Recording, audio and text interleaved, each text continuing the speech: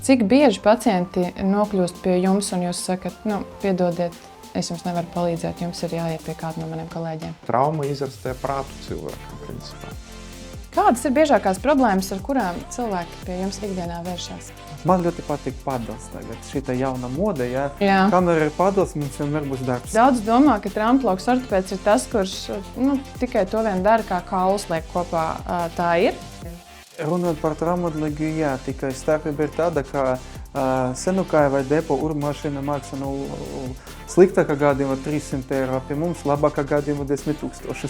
Vai jums ir bijis kāds tāds stāsts par traumu, kuru jums pacients stāsta, vai par problēmu, kuru jūs jau klusājot un klausoties saprotat, kad labi nebūs? Ir pacients un ir problēma.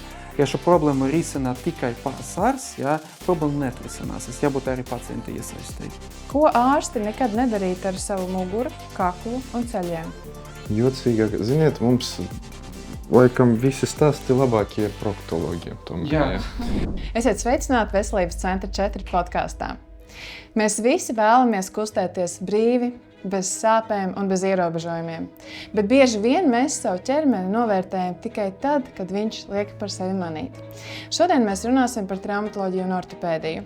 Par traumām, sāpēm, locītavām, kustību un atveseļošanos. Šodien uz diskusijas esmu aicinājusi 2 ārstus, traumatologs ortopēds Konstantīns Plotņikovs un ārsts rezidents traumatoloģijā un ortopēdijā Vladislavs Nikolais Makovskis. Esiet sveicināti, kolēģi! Labdien! Labdien!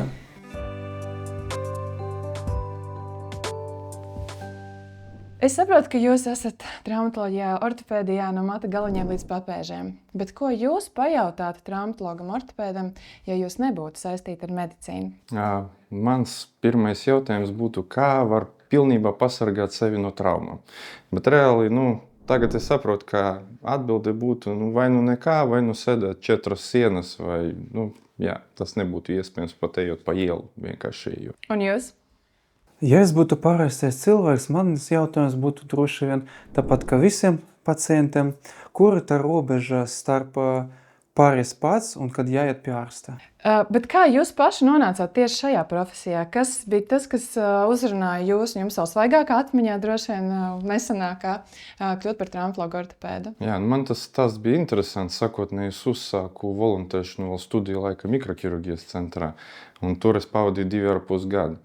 Bet Gaļezerā uzņemšanai es satiku tādus labus cilvēkus, kā, piemēram, dr. Plotņikovs, kuri mani daudz uzrunāja uz operācijām. Pie viņiem arī nāc, asistē, paradīsim. Un tā es arī staigājot, sapratu, ka man tomēr vairāk pie sirds ir liela trauma, kas saka ortopēdija. Un tad es izvēlējos iet uz rezidentūru uz traumu. Un principā iedvesmu no kolēģiem? Jā. Tieši dr. Plotņikovs nospēlēja lielu lomu tajā visā. Mans ceļš uz traumatoloģiju sākās, principā, man liekas, vēl skolas laikos, pat bērnība. Es augu tajos laikos, tad bija 80. gadu beigās, 90. gadi, mēs visi ļoti labi atceramies. Tie, kas vecāks, kas te bija par laikiem, kad, teiksim, tā īsti tur vecāki dzīvo no algas līdz algai. Un, piemēram, nebija tādas iespējas tur pasaukt meistaru, lai kaut ko saremontēt vai taisot mašīnu. Nebija jautājums braukt uz autoservisu, gan riteņus tur eļu mainījām paši. Man blakus bija vēl tie cilvēki no tas vecas paudzes, kuri paši visu ar savam rokam taisīja. Un, principā, mans tevs arī bija tas, kas man iemācīja gan iesist naglu, gan metināt, gan ar virpošanas ierīci strādāt. Visu bērnību vecākiem palīdzēja, vasarnīca kaut ko pats taisīja, līdz ar to zāgi, āmurs, urpmašīna man galīgi nav sveši. Un, kad es iestājos medicīnas institūtā, principā es jau pirmā kursā zināju, par ko es gribu kļūt. Tas ir tiešām interesants stāsts, tātad no tādiem amatnieka darbiem līdz cilvēkam. Un daudz domā, ka traumatologs ortopēds ir tas, kurš tikai to vien dara, kā kaulus liek kopā. Tā ir? Teiksim godīgi, tas ir mīts. Protams, kaulus mēs arī skrūvējam kopā, bet lielākoties mūsu darbs tā ir kustību aparāta saslimšana profilakse. Mēs nodarbojamies, protams, arī ar kaulu skrūvēšanu. Mēs nodarbojamies ar locītavu patoloģiem, tā skaitā endoprotezēšanu. Tas ir visas sporta traumas un, protams, deformāciju korekcijas un rehabilitācija pēc operācijām. Un ko jūs gribētu, lai cilvēki vēl par traumatoloģiju un ortopēdiju vairāk izprot? Nu, principā tas, kas bija pamanīts jau pieņemšanās daudzkārt, kā cilvēki, piemēram, no ģimenes ārsta tiek nosūtīti, piemēram, ar locītavas problēmu, tieši ar locītavas. Jo daži domā, ka mēs tiešām tikai ar kauliem strādājam un viss, ka, ja tev nav traumas, vienkārši sāp celis, jāiet pie kā? Pie ķirurga. Un visi nonāk pie vispārējais prakses ķirurga. Un tad viņiem tiek dotas blokādes, šprices, kaut kāda zāles, un viņi pie mums nonāk jau ar tādām hroniskām, stiprām sāpēm pēc gada, pēc 2, pilnīgi izmocīti ar vārdu. Es nezināju, ka traumatologs ārstē. Tas tieši laikam tas, kas liekas atmiņā. Jā, svarīgi saprast, ka traumatologs tas nav tikai neatliekamas palīdzības ārsts. Arī ar hroniskām, ar vecām lietām pie mums droši var griezties uzreiz. Kas ir tas, par ko cilvēki tiešām visretāk iedomājās ar kādu problēmu var nākt tieši pie traumatologa ortopēda? Tikko jūs dažus nosaucāt, bet varbūt ir kaut kas tāds, ko tiešām nevar iedomāties. Praktiski ar visam traumatoloģiskam problēmu, jo vēl no veciem laikiem visi grib iet pie ķirurga. Mūsdienas ķirurgs tas ir cilvēks, kas nodarbojas, teiksim tā, ar vederu, ar apendicītu, ar zarnas saslimšanām, ar kunga saslimšanām. Jā, ķirurgs var izoperēt kaut kādu, izgriezt kaut kādu nelielu abscesu, bet kustību un locītavu aparāts tas tomēr ir traumatologs. Jā, bet patiesībā tas tiešām ir tāds ļoti bieži uzdots jautājums no pacientiem, no klientiem, pie kā viņam vērsties. Jo, ja tās ir sāpes locītavās, sāpes kaulos, sāpes mugurā vai kur, tur ir daudz varianti, par kuriem viņi varētu domāt. Tas var būt vispirms fizioterapeits, jā, tas var būt ģimenes ārsts, jā, tas var būt ķirurgs, jā, tas var būt traumatologs, ortopēds. Bet kas tad ir tas, es nezinu, tas filtrs, kas viņiem varētu palīdzēt nonākt, respektīvi atrast šo perfect match pēc iespējas ātrāk. Teiksim, Antēģiņa institūtā šis cilvēks ir klientu menedžers. Viņš uzklausa problēmu, viņš nofiltrē, ja viņš pats nespēja nofiltrēt, viņš pakonsultējas ar speciālistiem un uzreiz dod atbildi pacientam, un pacients nonāk uzreiz pie vajadzīgā speciālista. Bet ne visi iet šo ceļu. Teiksim, runāsim par vairākumu mūsu Latvijas sabiedrības. Ko jūs viņiem ieteikt? Es nezinu, prasīt ChatGPT, mātē Google. Principā labākais filtrs ir ģimenes ārsts. Un ģimenes ārstam principā jāprot un jāzina, kur pacientu nosūtīt. Ja? Tāpēc tas sākumā vienmēr labāk aiziet pie ģimenes ārsta un neizdomāt sev, jo daži jau vecas paudzes cilvēki uzreiz sāp locīto vai kaut kas iet pie ķirurga, jo kaut kādi ķirurgi nodarbojas gan ar traumatoloģiju, gan ar visu pilnībā ķirurģiska spektra problēmām. Tagad labāk aiziet pie ģimenes ārsta, lai viņš attiecīgi nosūta un arī palīdz izraksta zāles, lai nenodarbotos ar pašarstēšanu. ChatGPT dažas lietas nevar atšķirt, un mēs to visi ļoti labi zinām, paši mēģinājām. Tāpēc tas nav labākais resurs pagaidām vismaz. Jā, un runāt par ģimenes ārstu, principā normālā pasaulē ģimenes ārsts tas ir tāds kā hubs, tas ir savienotais starp pacientu un starp speciālistiem. Ja? Un savā praksēs arī nodarbojas ar ģimenes ārsta apmācību, topoši ģimenes ārsti, kamēr viņi ir rezidenti, viņi liela daļa pie manis iziet to traumatoloģijas ciklu, un es vienmēr visam dodu visu kolēģi kontaktus. Piemēram, ja jums ap pēda, ejiet pie tāda, sūtiet pacientu pie tāda specialista ar ceļu tur, lai pacients neiet to milzīgo apli, bet lai uzreiz ātri un efektīvi tiek pie pareizā specialista. Bet realitātē, cik bieži pacienti nokļūst pie jums un jūs sakat, piedodiet, es jums nevaru palīdzēt, jums ir jāiet pie kāda no maniem kolēģiem? Pateicoties tam, ka es strādāju veselības centrā 4, tiešām menedžments ļoti labi nodarbojas un viņi nosūta pacientus pēc atbilstoša profila. Jā, un vismaz arī piezvanā, vai jūs tādu pacientu varat paņemt, piemēram, ar tādu problēmu, vai jūs varēsiet palīdzēt. Jā, daži cits vietas tāda filtra nav, tāpēc nākas arī cilvēkiem teikt atvainojiet. Jā. Tā ir, un vēl pavisam nesenā sarunā es dzirdēju to, kad kāda kolēģi man stāstīja par savu vīru, kuram, piemēram, ir arī tiešais telefona numurs ar kādu no traumatologiem ortopēdiem. Viņš nodarbojas ar tādu sporta veidu, kur bieži gūst traumas. Viņš saka, man nav nekādas problēmas, es nesaprotu, priekš kam ir vajadzīgi, teiksim, tādi podkāsti vai raksti par to, jo, ja man kaut ko vajag, es viņam uzzvanu. Un tad ir realitāte. Vispārējie cilvēki, kam nav šāds tiešais kontakts ar ārstu speciālistu, viņš nevar vienkārši uzzvanīt. Un, tāpēc labs darbs ir tas, kad ir jāizglīto laicīgi ģimenes ārsti, lai viņi var vismaz palīdzētu novirzīt. Jo bieži vien tie pacienti nonāk pie fizioterapeita, tur viņi samaksā naudu, fizioterapeits tālāk viņus nosūta iespējams pie ķirurga, ķirurgs pie traumatologa ortopēda, un beigās varbūt nav vajadzīgs pat traumatologs ortopēds. Un tas šeit daudzie liekie soļi varētu nebūt, un nauda un laiks tiktu ietaupīti. Kā jums liekas, kas šajā darbā jums, ko jūs darat, ir emocionāli visvērtīgākais? Manuprāt, emocionālākais un vērtīgākais ir tieši paši pacienti un pacientu emocijas. Īpaši, kad ārstēšana beidzas, pacients atnāk un saka, doktor, paldies jums liels, es tagad atkal varu dzīvot savu iepriekšējo normālu dzīvi.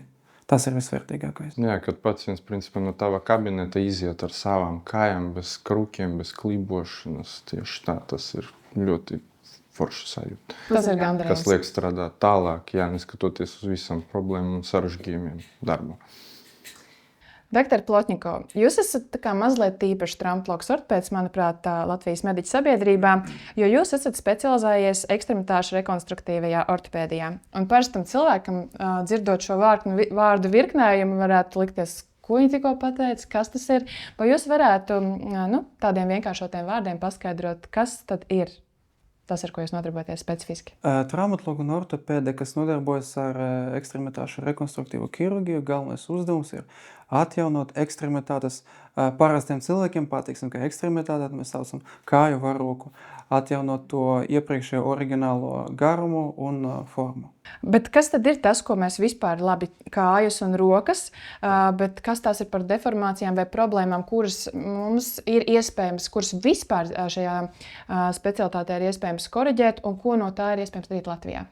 Deformācijas mēs varam sadalīt divās puses. Tā pirmā veids tas ir iegūtas deformācijas un iedzimtas deformācijas. Iedzimtas deformācijas arī var būt saistītas ar dažādām saslimšanām. Tas ir tādas deformācijas, ar kuru cilvēks jau piedzima vai dabūja agrīnas bērnības laikā. Un iegūtas deformācijas lielākā daļa tas ir posttraumatiskas deformācijas. Tas ir nepareizes audzes lūzums, tā ir īsāka kāja pēc traumas vai arī īsāka kāja, piemēram, ja bērnam priekšlaicīgi dažādu iemeslu dēļ slēdzas augšanas zona. To mēs varam koriģēt gan pieaugušiem, gan bērniem. Kā jau varam roku iztaisnot, varam pagarināt. Kā ir ar vecām traumām? Teiksim, pēc kaut kādas ļoti vecas traumas ir ekstremitāšu asimetrija, vai tur cilvēkam vēl ir kādas cerības kaut ko mainīt? Vai tas ir svarīgi ātrāk to darīt? Tur ir ne tikai cerības, bet tur ir visas iespējas. Arī nesenais stāsts no manas prakses. Atnāca pacients, atnāca ar tādu lietu, ka viņam plānoja veikt ceļlostas endoprotezēšanu, bet cits kolēģis pateica, ka ar tik škibu apakšstilbu tehniski nav iespējams ielikt protezi. Nosūtīja uz manu pieņemšanu. Pacients stāsta, kaut kādos 70. gados, kad Briežņevs vēl bija dzīvs, viņus aizsūtīja uz kolhozu vākt kartupeļus.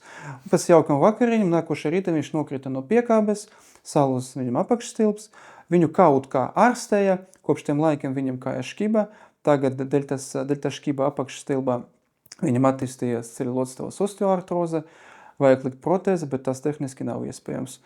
Beigas es viņu kāju gan iztaisnoju, gan arī pats tu protēzi ieliku. Bet kopš tiem laikiem pagāja 40 gadi, tā kā viss ir iespējams. Tad jūs ne tikai varat iztaisnot kājas, bet es esmu dzirdējusi, ka jūs varat arī pagarināt kājas. Vai jūs varat pastāstīt, kā tas notiek, un vai tas notiek tikai medicīniskos nolūkos, vai varbūt kāds arī to var izdarīt estētiskos nolūkos? Pamatā mēs to taisam medicīniskos nolūkos. Pirmais variants, ja mēs runājam par kaut kādam iedzimtam kaitam, varu minēt tādu diagnozi kā ahondroplāzija, cilvēku valodā tas ir pundurisms, jā. Man arī bija pacienti, kam taisīja gan apakšstilbu, gan augšstilbu pagarināšanu, gan arī roku pagarināšanu. Bet lielākoties tomēr tas ir kaut kādas posttraumatiskas sekas, kājas aizsināta pēc lūzuma, arī tādas kājas mēs pagarinām. Bet jums ir bijis kāds gadījums, piemēram, Latvijā, kas vēlas estētiskos nolūkos pagarināt kājas, jo cik es esmu pamanījusi, neesmu, protams, šo pētījusi, varbūt vajadzēja papētīt pirms šī raidījuma, bet pat filmās ir iekļauti sižeti par to, ka ir dažādas tautības, kurie vīrieši ir garumā īsi, un viņi vēlas pagarināt šo estētiskos nolūkos. Es vienmēr atbalstu to, ka savu ķermeni vajag mīlēt tādu, kāds viņš ir, ja?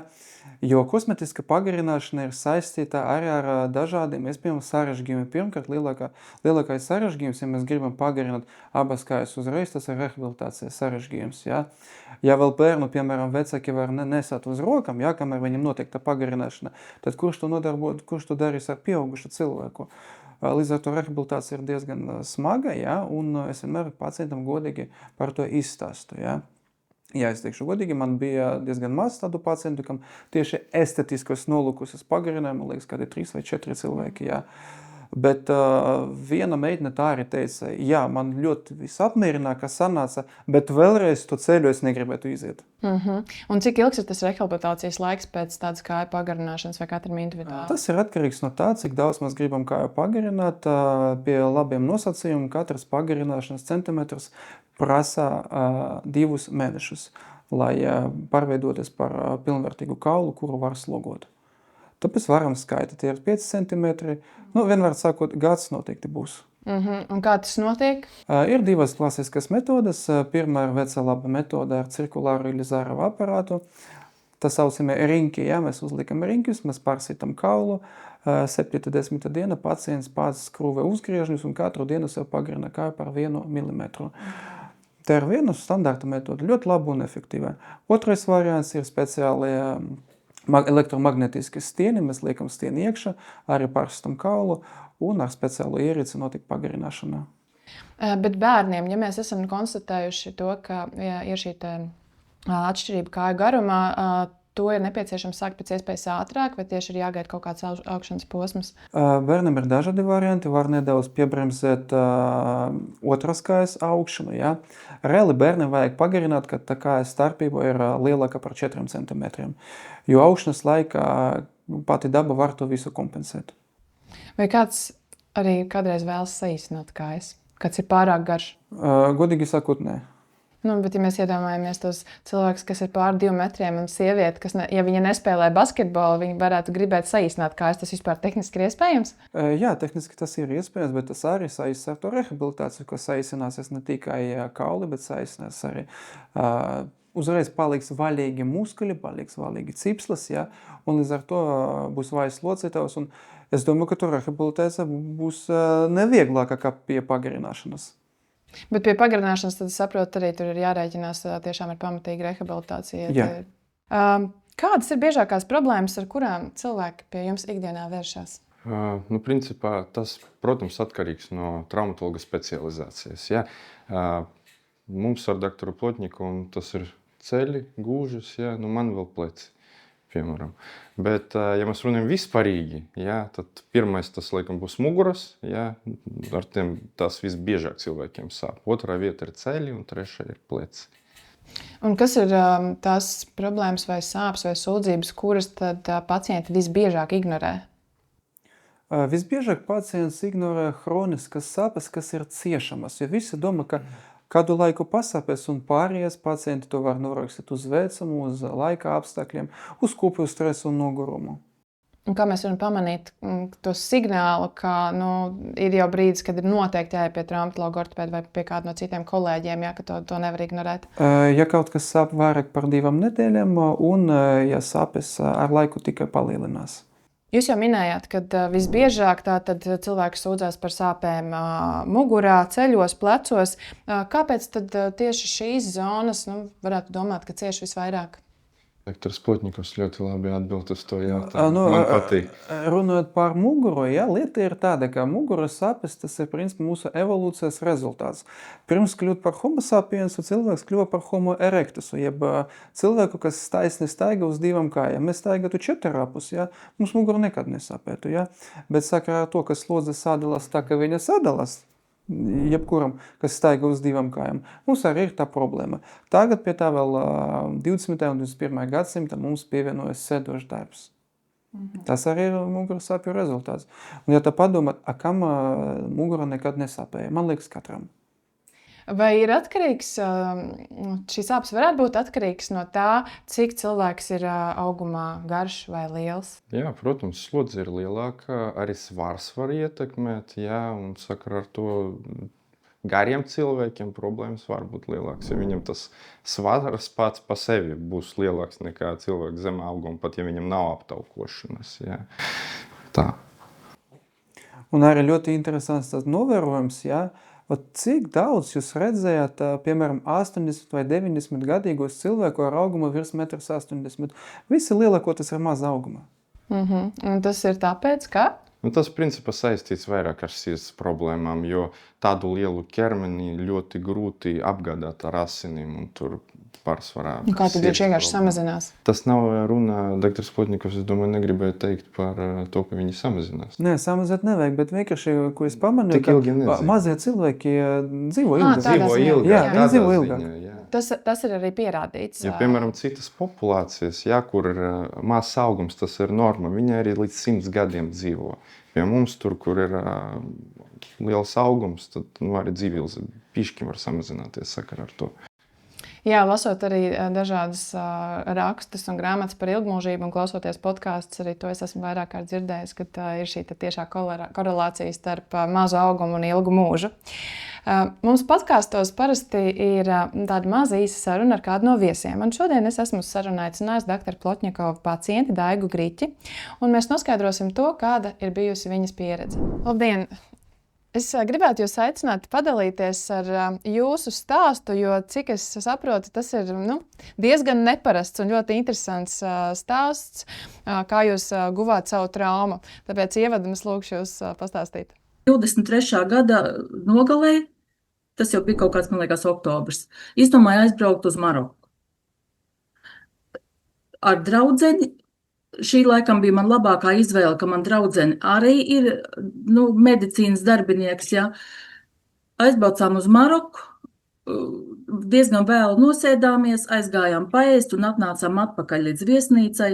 Un tur pat īsti nebija nekāda satiksme un uzbrauc virsū mols. Cietu diezgan smagi. Kādas traumas jūs guvāt? Man bija salauzts apakštilps, un tā bija tā lielākā trauma, jo viņš nebija tikai pārlūzis, tas lielkauls, bet viņš bija sašķaidīts diezgan sīkās šķembās. Tad augšstilbam ar man bija lūzums, tad man bija salauzti gurni, kuri man laikam vēl bija no kaut kādā vietas izsist ārā. Tad bija mugurkaulam viens skriemelis, tā kā arī izsists vai bojāts īsti, medicīniski tik smalki nezinu, jā. Tad man bija sasistas plaušas, kuru dēļ man tā kā sākumā pat īsti nevarēja saprast, vai var kaut kādas medicīniskas manipulācijas veikt. Ja? Un tad man vēl bija smadzeņas atricinājums. Un 2 dienas es nogulēju praktiski komā. Tiešām smagi. Un kas jums sniedz pirmā palīdzību? Jūs minējāt, ka jūs bijāt kopā ar savu draudzeni, kas ir ar medicīnas saistīta persona. Jā, man laikam tajā momentā laimējās, jo viņa, tas skats, es saprotu, ka nebija nekāds patīkamais, jo man bija apakštilbam pat vaļējies lūzums, ka kauls bija ārā no ādas, no gaļas, jā. Viņa man uz ceļa visu to tā kā savāc, kamēr atbrauc ātrā palīdzība, kamēr tiek līdz slimnīcai. Un viņa man arī tā kā sameklēja, viņai labs gan angļu, gan franču valodas zināšanas, līdz ar to viņa sameklēja tuvāko slimnīcu, kas ir arī augstāk pēc reitinga vispār tādā valstī. Ja. Un sakiet, ko jūs atceraties par savu pieredzi no tām pirmajām stundām, kuras jūs pavadījāt Marokā jau slimnīcā, ka bijāt nogādāti? Es neko neatceros. Vispār to momentu kā tādu viņš man nav. Es pamodos, man liekas, 2 dienas pēc tam, un tad es gulēju vienkārši smuki tīrā, skaistā istabā. Istaba tiešām tīra, meitenes nāk katru dienu, tev nāk apkopt, apmazgāt un viss izdarīt ar tevi. Sarunāties ar viņām nevar jau, viņas pat angliski nezinu. Man redzams brūcis, man nebija sāpēt, man nekas nesāpēja. Es redzu, ka te apakštilbiņam ir drusciņ pārtīta saite, ja? Kāpēc man neļauj celties? Tas sanāk tā, ka Marokā jums tika veikta operācija, par kuru jūs nenojautāt, kamēr bijāt bezsamaņā. Jā, man tika Marokā ielikts gan apakštilbām, gan augšstilbām stienes. Nu, tā bija tā Marokas operācija. Tad, kad jūs nonācāt Latvijas slimnīcā, cik ilgi jūs laiku pavadījāt Latvijas slimnīcā un ko ar jums darīt tur? Es nonācu Rīgas Austrumu klīniskajā slimnīcā. Uzreiz no lidostas man atveda. Un man gribās teikt, kāds tur sanāca, oktobra beigas, novembra un decembra. Tieši pirms jaunā gada man Ziemassvētku vakarā man izrakstīja ārā no slimnīcas. Arī ar diezgan lielu piebildu, tāpēc, ka mums, paldies Dievam, Limbažos es esmu pat no Limbažiem, mums ir slimnīca, mums ir ļoti labi mediķi, kuri ir ļoti izpalīdzīgi tad, kad vajag kaut kādu medicīnisko palīdzību. Man arī bija ar ātrās palīdzības mašīnu, vīrs bija sarunājis, man atved līdz mājām, un vīrs man bija iekārtojis arī vietu, kur es guļu, ja es biju guļoši, es biju ratiņkrēslā. Un cik ilgi tad jūs dzīvojat ar šīm sekām, cik jūs ilgu laiku pavadījāt ratiņkrēslā un kas bija tālāk jādara? Vai jūs zinājāt, cik ilgs būs atlapšanas periods un kādi ir tālākie soļi, lai jūs varētu atgriezties normālā dzīvē? Nē, to, protams, neviens, vismaz mediķis no Rīgas Austrumu klīniskās slimnīcas, protams, lielos vilcienos tev apmērām izstāst, kas ko kāpēc, bet baigi neko nedalās. Tā informācija ir diezgan priekš pacienta maz zinām, ja es pati par sevi daudz ko necenšos izzināt un vīrs, tad zināšanas par sevi ir maz. Es vēl dabūju, es nezinu, vai es atbraucu jau no tās Marokas, vai es dabūju tajā Austrumu klīniskā slimnīcā, man vēl tajā apakštilpā bija arī nekroze.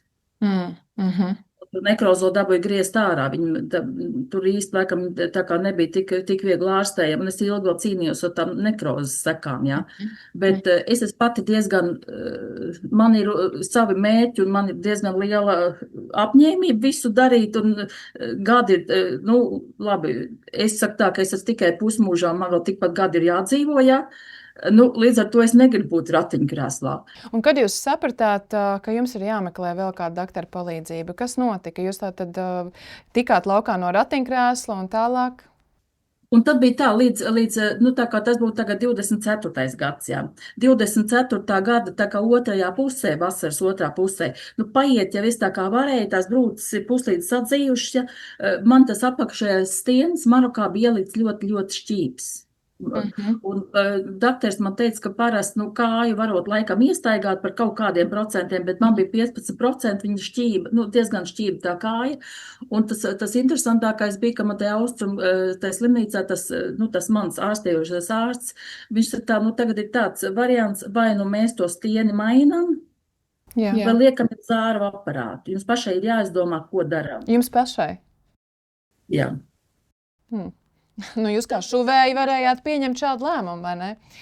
Es viņam saku tā, doktor, es no medicīnas nesaprotu pilnīgi neko. Jā. Ko jūs man kā doktoris ieteiktu labāk?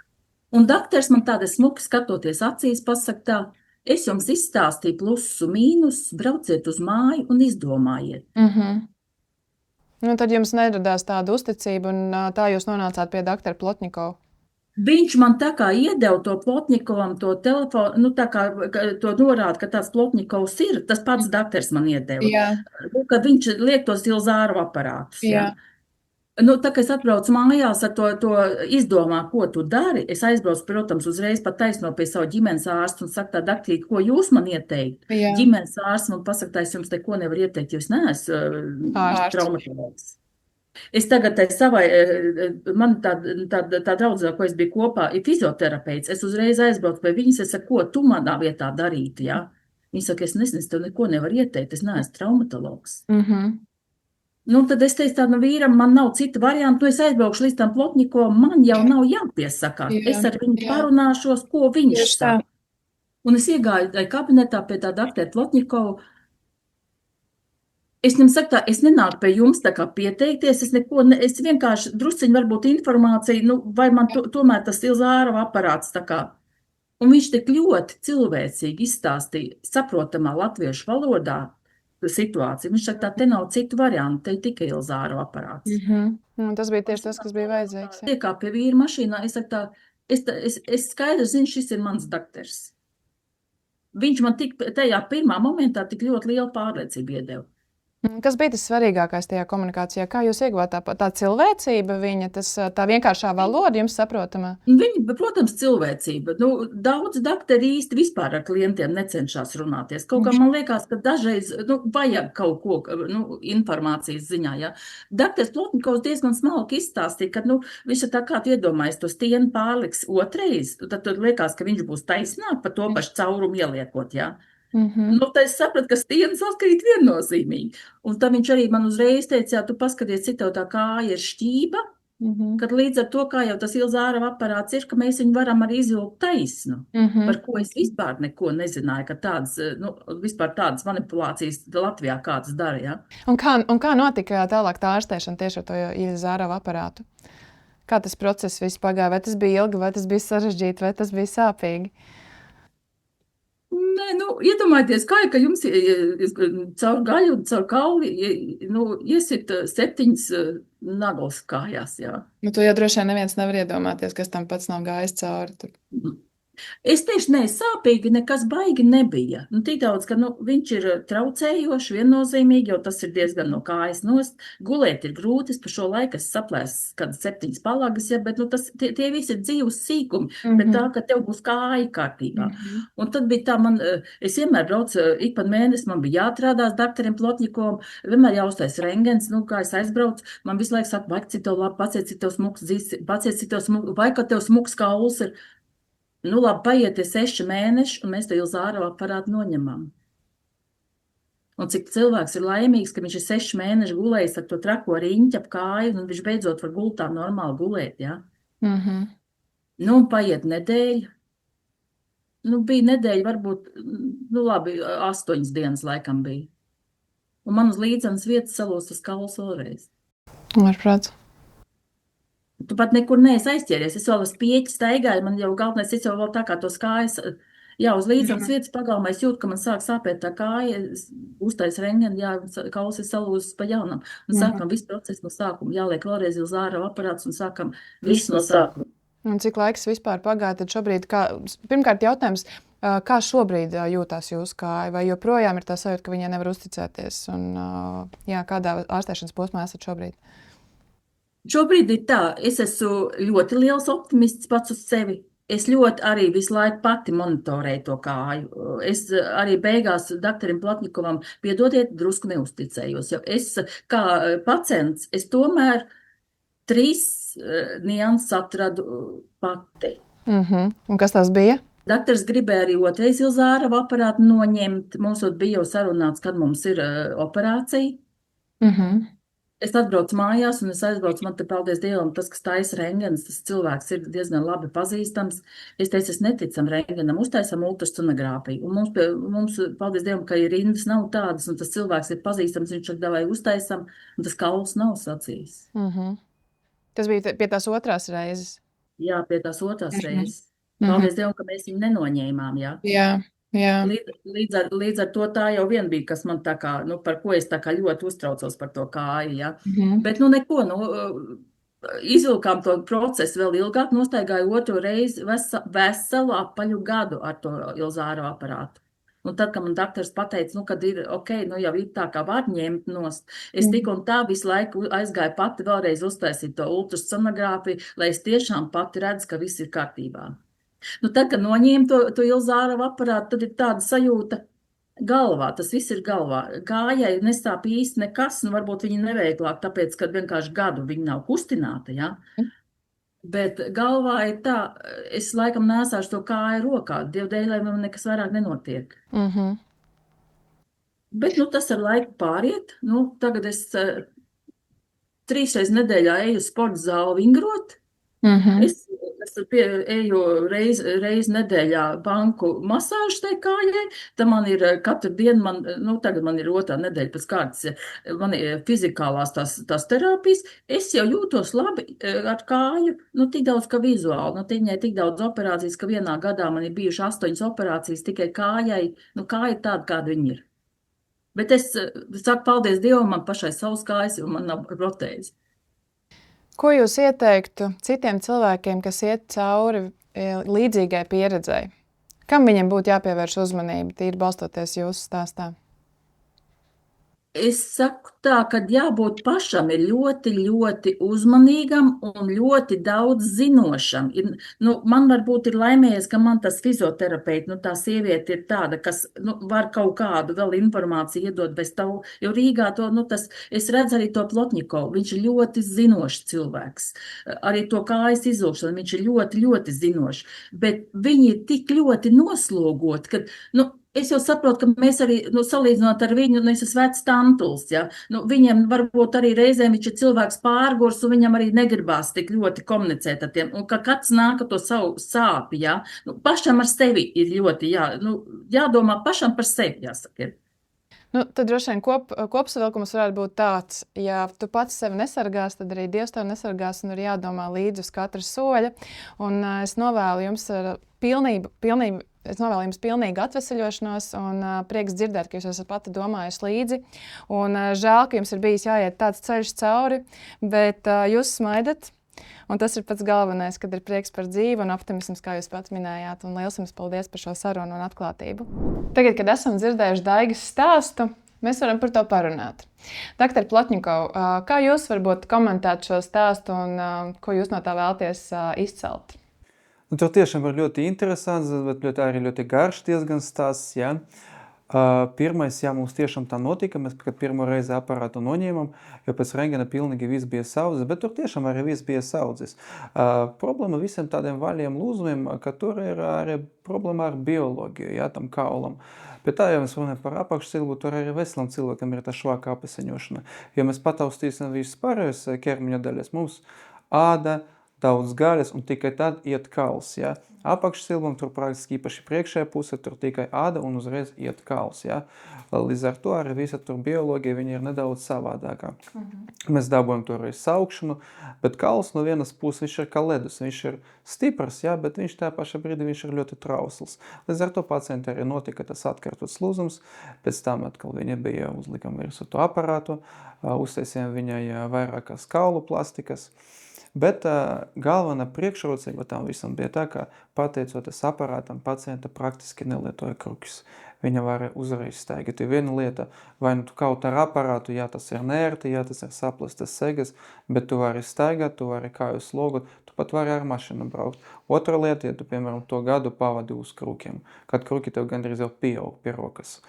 Šobrīd viņa aparāts ir noņemts, viņa, protams, turpinās rehabilitāciju. Man liels prieks, ka šis gadījums ir veiksmīgi pabeigts, ka pacients tiešām atgriežas pie savas iepriekšējās dzīves.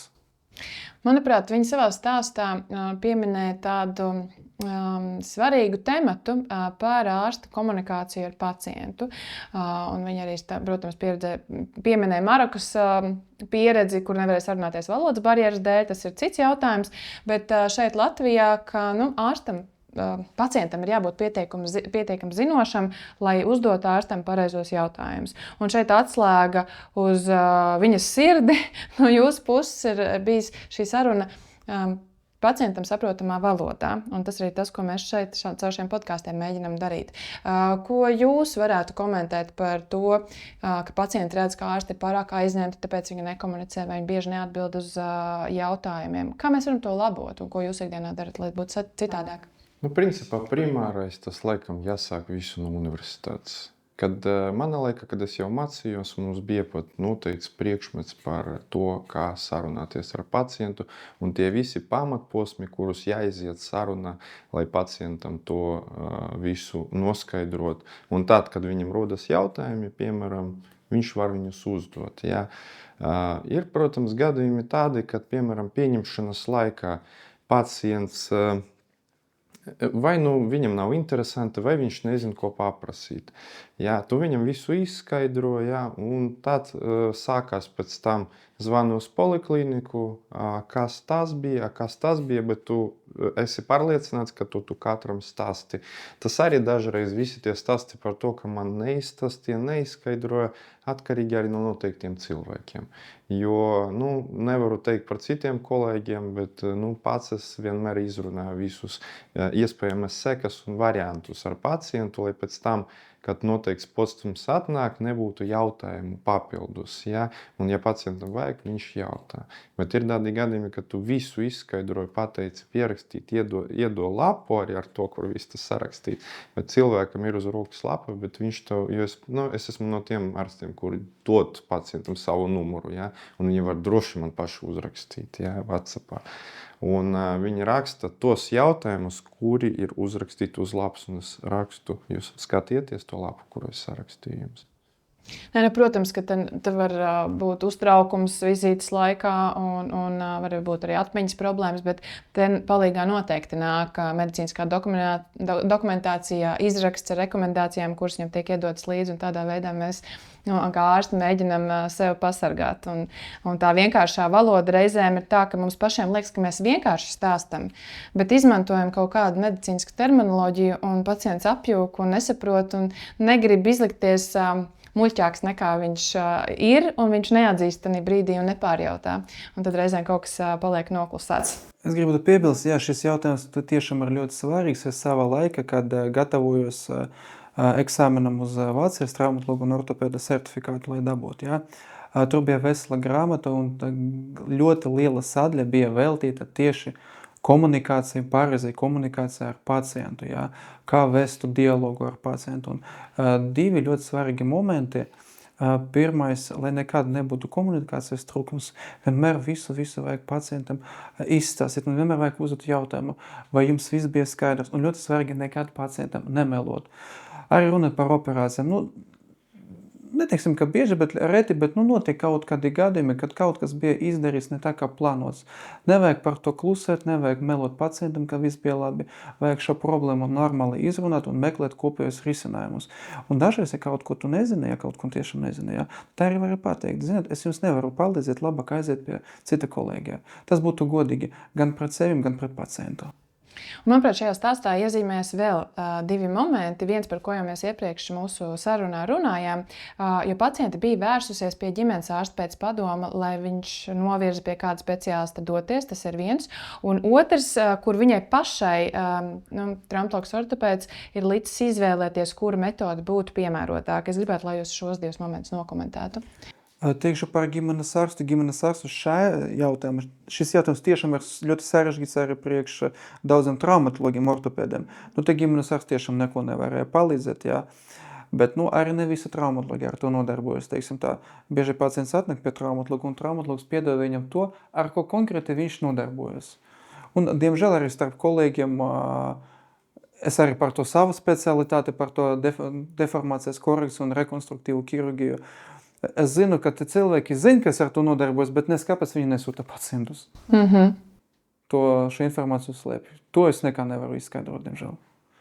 Un par pacientu izvēli, cik bieži ir tā, ka, jums ir ka pacientam pašam ir jāpieņem principā, tas nepareizi teikt, ka pacientam pašam jāpieņem. Tas ir principā kopējais lēmums, mēs varam, vai atbildības sadalīšana. Piemēram, kad ir divi līdzvērtīgi ārstēšanas metodes, ko mēs varam pielietot, tad mēs varam izskaidrot pacientam plusus un mīnusus, bet varbūt tur es nebiju pie tā sarunas, kur viņa runā, kā ārsts pats, principā, izvēlēs pati, bet es vienmēr saku, ko es iesaku, no tām metodēm.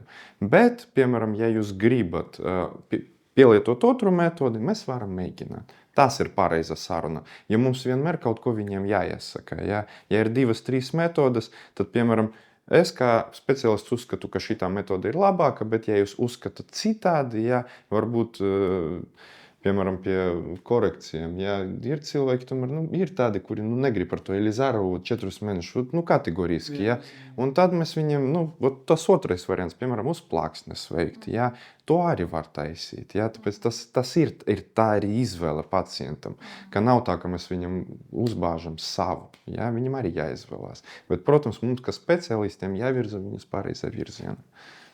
Kopīgs apzināts lēmums. Tieši tā. Es pieļauju, ka tieši šāda tipa stāsti klausītājiem sabiedrībai parasti ir interesanti un uzrunājoši, jo tie ir pieredzes stāsti.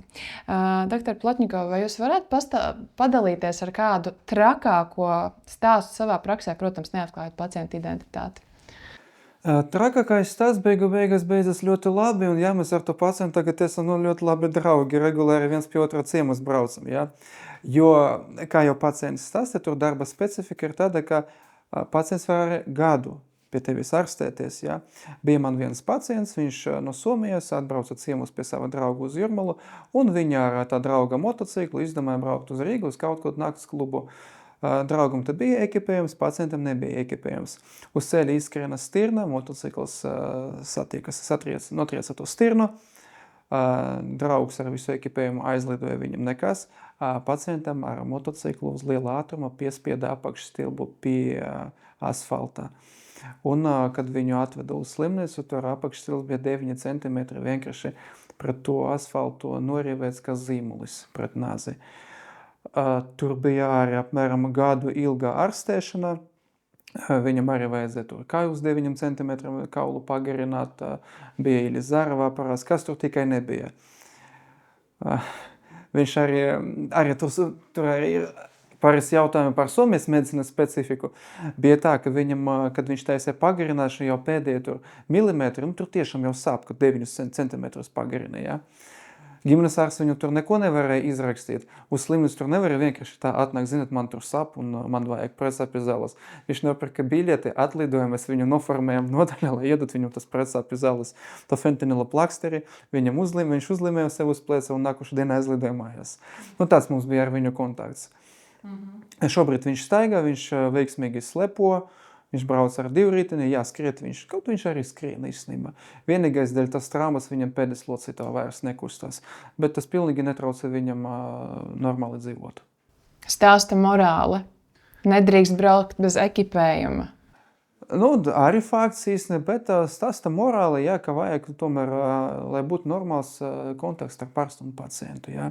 Jo šeit svarīgi tas ir mīlestības trīssturis un ir ārstēšanas trīssturis. Ir ārsts, ir pacients un ir problēma. Ja šo problēmu risina tikai pats ārsts, problēma netrisināsies, jābūt arī pacienta iesaistei. Vai jums ir bijis kāds tāds stāsts par traumu, kuru jums pacients stāsta, vai par problēmu, kuru jūs jau klusājot un klausoties saprotat, kad labi nebūs? Parasti, ja nerunājot to, ka pacients sāka, runāsim par to, ka, piemēram, kolēģis sāka. Kad mēs dzirdam vārds vilciens, tad mēs saprotam, ka viss būs ļoti slikti. Tieši tā, tāpēc, parasti. Tā ir darba specifika universitātes slimnīcā. Jo parasti, ja mēs runājam par traku traumu, to tev pacients poliklinika nestāstīs. Viņš jau iestāsies uz slimnīcu. Parasti tie, kuri nāk uz poliklinikām, tur var būt tāds dīvains stāsts, bet nevis traks. Tā kā tā. Bet no vārda vilciens mēs tieši baidamies, kad pa dežuras laika dispečera zvana, daktori veid politraumu, tur vilciens viss, jau bail. Mums ar doktoru Plotņiku ļoti veicās iepriekšējā gadu uz vilcienu traumām. Bijām, laikam, biežākie. Veicās pēdiņā. Bija kāds gads, kas tieši uz mūsu dežuram veida tas vilcienu traumas. Pēc tam tie pacienti pusgadu. Gadu, vienu mēs ārstējam gadu, tas arī bija tāds stāsts.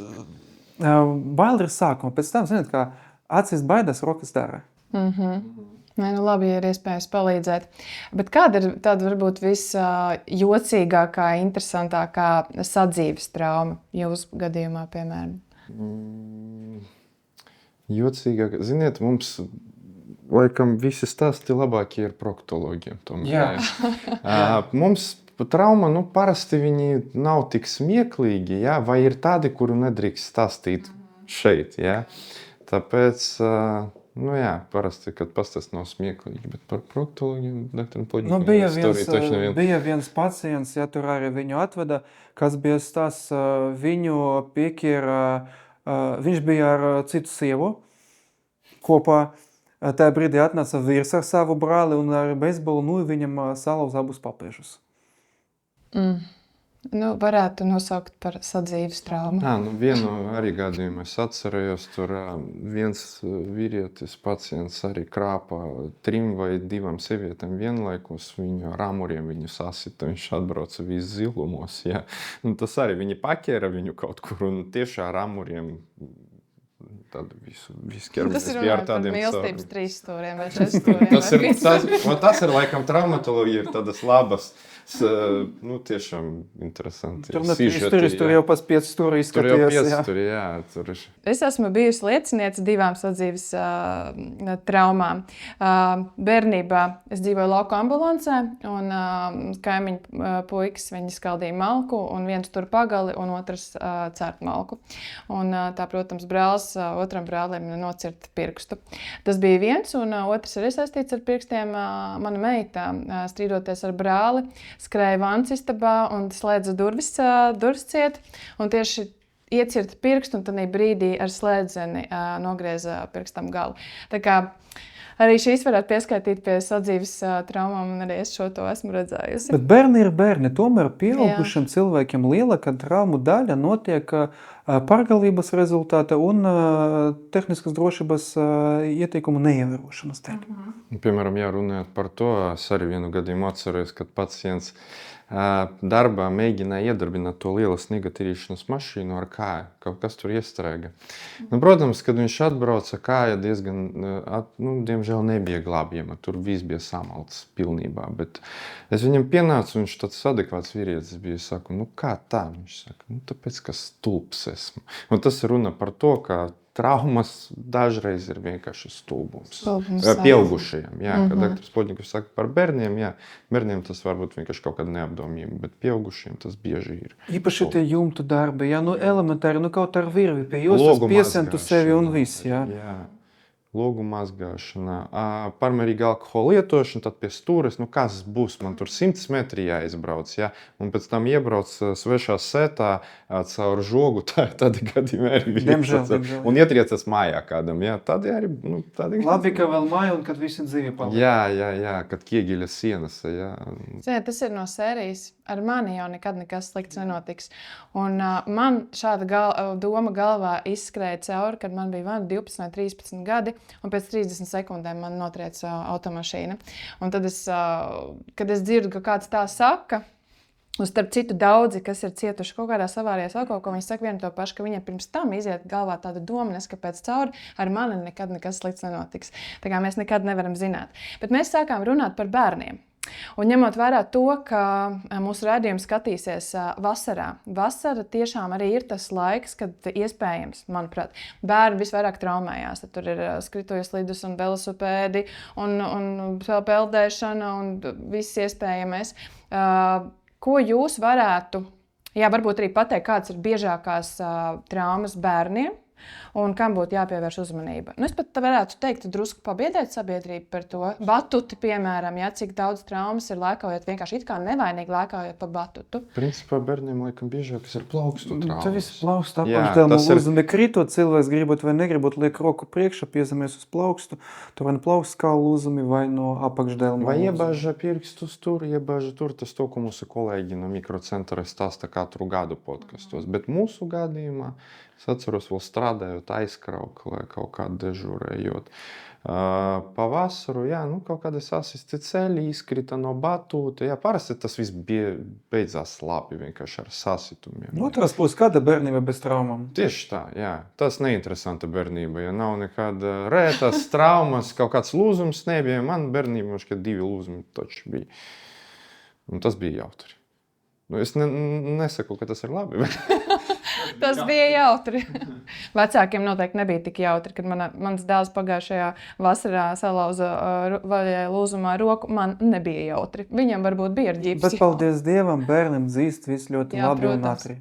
Protams, tas ir vienīgais labums. Bet... Mēs augam daudz ko piedot. Mēs augam bišķi arī citajos laikos. Nebija tik liels akcents uz veselību. Tagad ļoti vecāki, kas ir labi, arī pārdzīvo par saviem bērniem. Mums bija tā, ka lapu pielīmēja un viss būtu.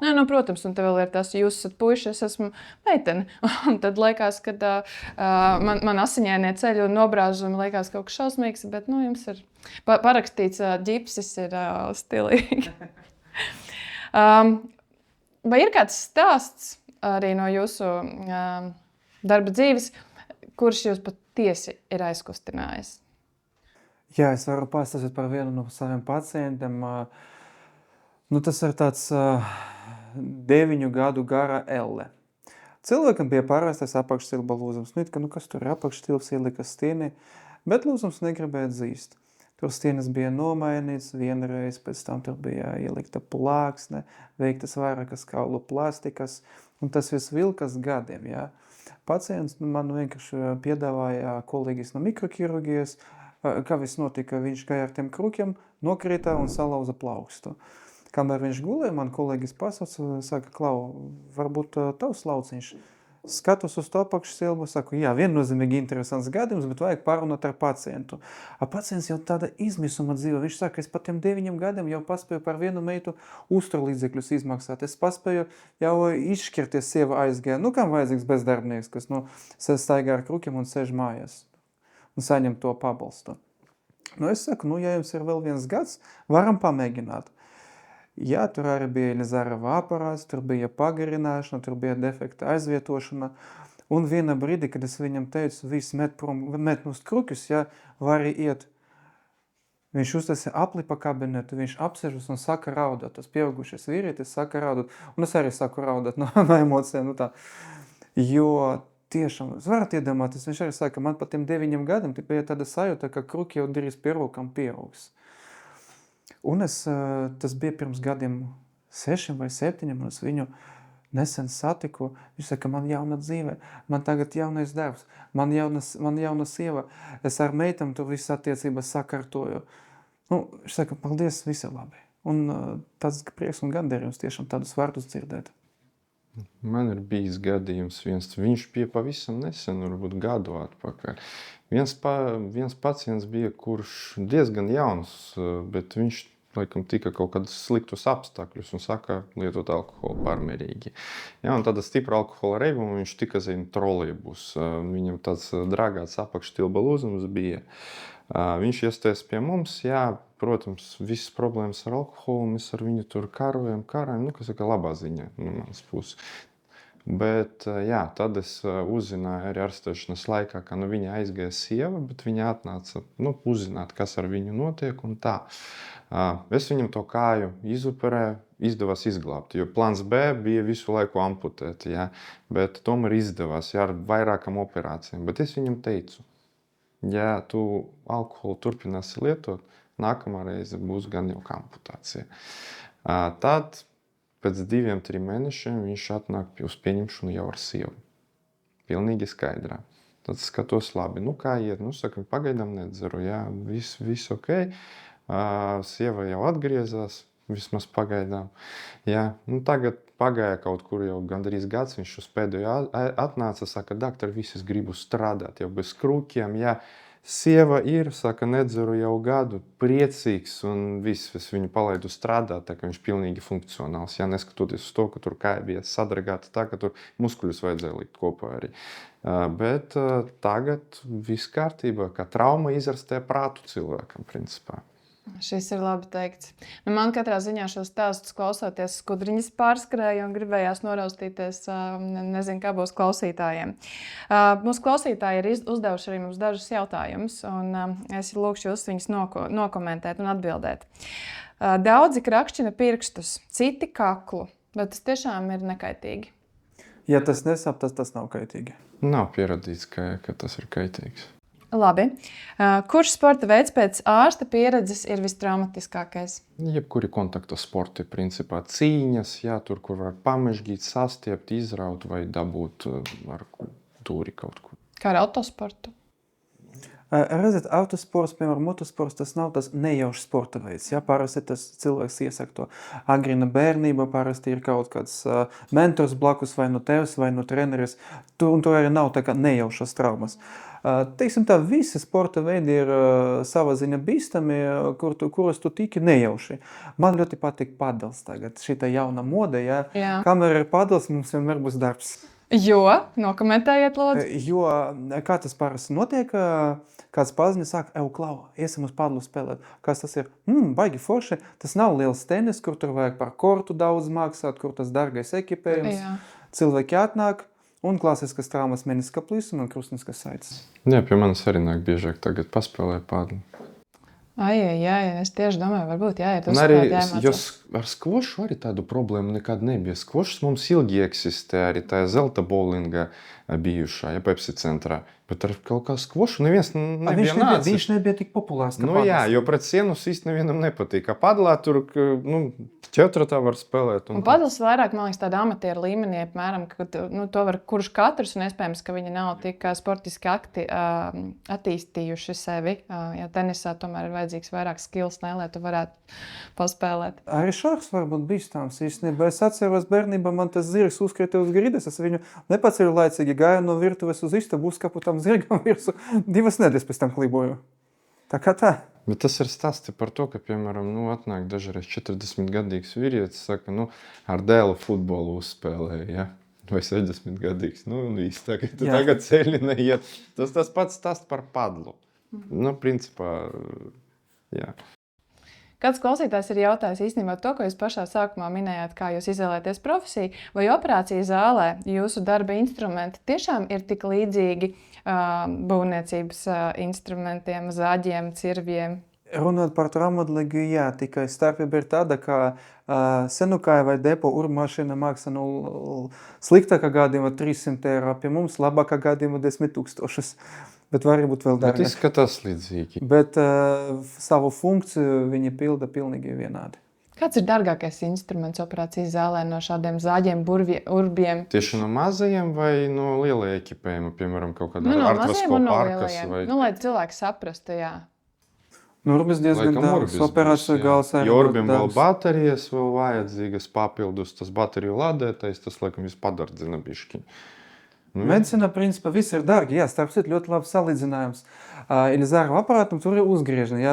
Tas pats uzgriežnis, ko mēs depo varam nopirkt vienkārši pēc svāra, ja tur mājas salikt uz svāriem un dabūt to cenu. Tad viens tas uzgriežnis medicīniskais, viņš maksā 5 eiro. Padardzinās uzreiz viss. Tad atgriežoties pie labi, kāds ir dārgākais urbis operācijas zālē? Aptuveni. Cik tas bija, man liekas, 12 000. Jā. Jā, makes sense, vai ne? Par tautas novērojumu. Ir cilvēki, kas saka tā, ka laikapstākļi ietekmē sāpes locītavās. Vai tas tiešām tā ir? Tā ir, jā. Jo, principā, ja mēs runājam par temperatūras maiņu, ārā mēs zinām visi, ka vasarā visiem problēmas ar ceļiem pazūd, un parasti mums pacientu ir mazāk, kuriem sāp ceļi. Tas saistīts ar to, ka ir augsti, tad asinsvadi sašaurinās, asins apgāde tiek traucēta, un tiem, kuriem ir tie hroniski osteoartrīti, viņiem sāk sāpēt dēļ tā, kā veidojas skābekļa trūkums locītava vienkārši. Arī piemēram, lietus kaut kādi atmosfēras svārstības, viņas arī var, piemēram, pazemināt spiedienu locītavas un arī izraisīt sāpes. Tāpēc, jā, tas nav mīts, tas reāli tā notiek. Mēs esam pakļauti visai ārējai iedarbībai. Īpaši pacientam ar reumatoloģiskam saslimšanām. Tieši tā, viņi ļoti labi jūt. Un tāpēc arī saka, ka, ja jums ir kaut kāda reumatoloģiskā slimība, vajag uz mēnesi braukt uz siltām zemēm, tur bez zālēm tā kā paliek labāk. Jo tas siltums, saulē, viss ļoti labi. Tāpēc ziemā parasti mums ir tas uzplaukums ar ceļiem un pārējiem. Mēs nerunājam tagad par meniskiem, bet par osteoartrītiem. Jā, vairāk. Ko ārsti nekad nedarītu ar savu muguru, kaklu un ceļiem? Izmeklēt. Es teikšu, ko es darītu. Es viņus audzētu jau no bērnības, no pusaudža vecuma. Jā, jo viss, ko mēs satraumējam, visas tādas it kā smieklīgas lietas, kas ar mums notiek jaunībā, pēc gadiem 40 vai 50 dos par sevi zināt viennozīmīgi. Bet mēs tikko runājam, kad puišiem ir jākrīt un vasarā nekas, kad ir tas parasti rodas jau citādi. Piemēram, viens ir skraidīt pa ielu, un kaut ko darīt tur ar nujām sisties, otrs ir, piemēram, smagi strādāt no 14 gadiem, nepareizi celt smagumus. Viss doktors Plotnikovs grib uzsvērt profilaksi. Piemēram, man, kad es jūtu jau, ka man sāk čučuļ sapēt mugura, es uzreiz eju uz zāli un taisu tos pareizus vingrinājumus pret sāpēm. Un, principā, pēc dienas man jau sāpes nav. Bet, ja es to ievilktu uz nedēļu 2, tad būtu jau saspiedumi, nevar paiet, jau zāles ir vajadzīgas, bet, principā, viss tiek atrisināts agrīni. Tas pats ar visiem epikondilītiem, elkoņiem, un pārējiem lietām, kas rodas pie hroniskas pārslodzes. Jā, pacients ir informēts, tāpēc visus pacientus, kuri pirmreizēji atnāk ar to problēmu, es uzreiz brīdinu, ja jums nākamreiz sāksies, rekur vingrinājumi, uzreiz sākat. Vienkārši negaidiet, tikko parādās kaut kāds slikta sajūta, vajag taisīt. Un tad dažreiz tas nostrādā uzreiz bez zālēm. Bet tas paša sākumā jāpaķer. Ja ielieši, tad jau vajag vērsties pie speciālista un nenodarboties ar pašarastēšanos. Kolēģi, manuprāt, mums izdevās ļoti interesanta saruna ar spilgtiem stāstiem, ar labiem padomiem un ieteikumiem. Un es esmu pateicīga par to, ka jūs šodien veltījāt laiku šai sarunai un mūsu podkāsta klausītājiem. Un tad jau uz tikšanos, cerams, ne ārsta kabinetā. Jā, paldies. Paldies, ka klausījāties Veselības centra 4 podkāstu. Es ļoti ceru, ka šīs podkāsts iedvesmoja jūs uz traumatoloģiju un ortopēdiju skatīties citām acīm un neatlikt sāpes uz pēdējo brīdi un pievērst tām uzmanību saulēcīgi. Tiekamies mūsu nākamajās podkāstu epizodēs, kur mēs stāstīsim par medicīnu, par profilaksi tikpat vienkāršā un saprotamā valodā kā līdz šim. Paldies!